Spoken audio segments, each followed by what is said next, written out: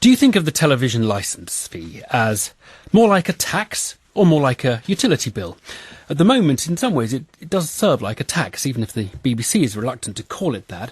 It's a tax because if you don't pay it and you use a television, you can be convicted and you become a criminal.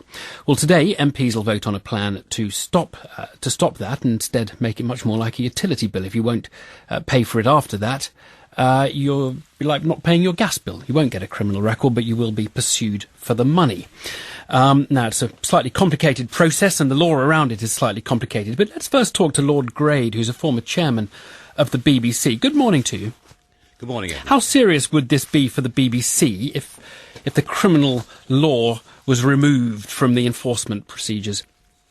I think it will take some time to figure that out, so I'm rather pleased that the way Parliament is looking at this is in a more measured way. We have the opportunity with the Charter Review 2016 to look at this in some detail. I think it is desirable that it is decriminalised. The problem is there's no sanction. If you don't pay your phone bill, they can cut you off. You can't cut off the signal at the moment. You can't at the moment, but would it be possible that you might think about how you would do that? Yes, but I think the last thing people want is yet another set-top box.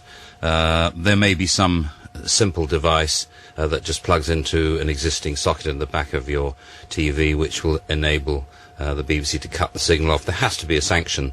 The idea of the BBC having hundreds and hundreds of civil actions against individuals seems to me entirely undesirable.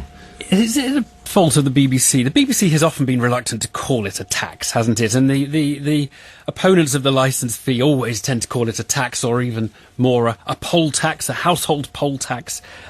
If the BBC had called it a tax, maybe it would have, in a sense, legitimised the idea of the criminal law being used to enforce it in a way that... Well, if you don't pay your tax, you get sued by HMRC, or it's a contractual issue.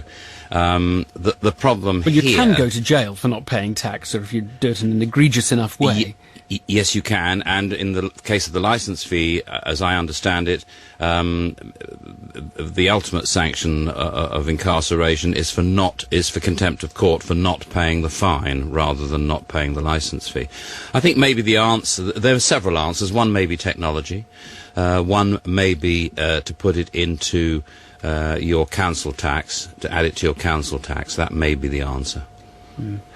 Has the BBC screwed up in letting this get to where it has? It's very interesting, isn't it, that there is really unanimity in the House of Commons on it, as far as we can tell.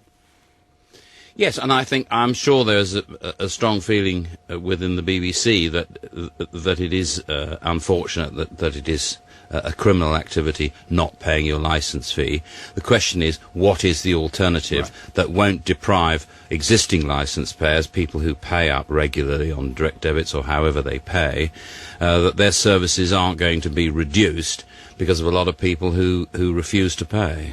Lord Grade, thank you very much indeed. Let's talk to Harriet Harman, who's the Shadow Culture Secretary and, of course, Deputy Leader of the Labour Party, and joins us on the line as well. Good morning. Good morning. And you are supporting this this amendment to the bill today?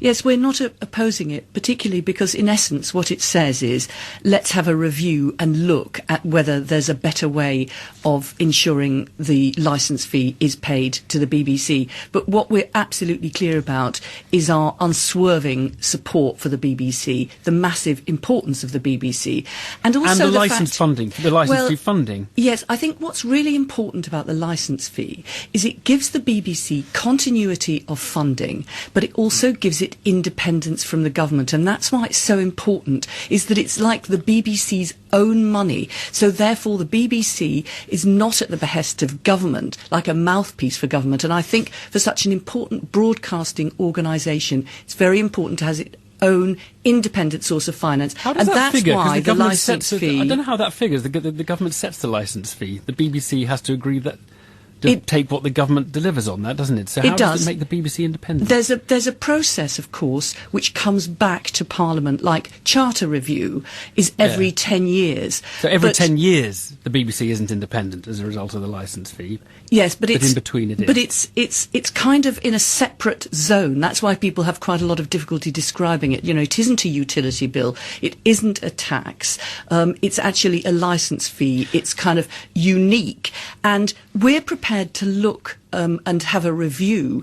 So we're supporting the new clause in the bill that would allow for a review to see whether or not the magistrates' court and a criminal penalty is the right way to raise it. But what we're actually clear about, and nothing would change without a further vote in the House of Commons and in the House of Lords after review, what we're clear about is we wouldn't countenance anything which would undermine financial support for the BBC, because we think it's massively important. And we also think everybody should pay the licence fee. It's not fair for a lot of people to pay the licence fee and some people to opt out and just expect other people to pay it for them.